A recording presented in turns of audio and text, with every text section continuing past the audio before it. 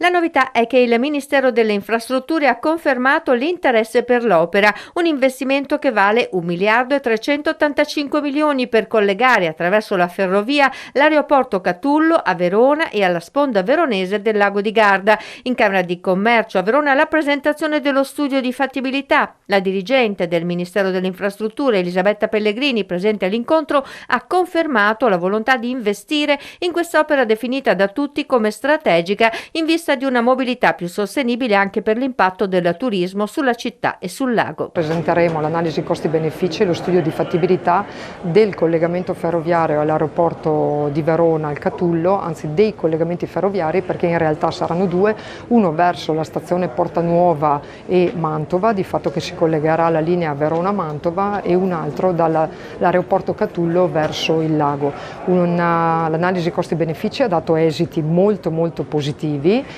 e lo studio di fattibilità ha dimostrato che un investimento di questo tipo può veramente risolvere anche molti problemi di accessibilità al lago di Garda, visto che la Gardesana non è sufficiente per dare risposta ai milioni di turisti che tutte le estati visitano il nostro lago. Da oggi si parte con la condivisione di un lavoro che dura da qualche anno e poi RFI potrà partire con la progettazione e avviare tutto l'iter che confido che vedrà la realizzazione di questo importante investimento non solo per il sistema veronese ma anche per le province circostanti.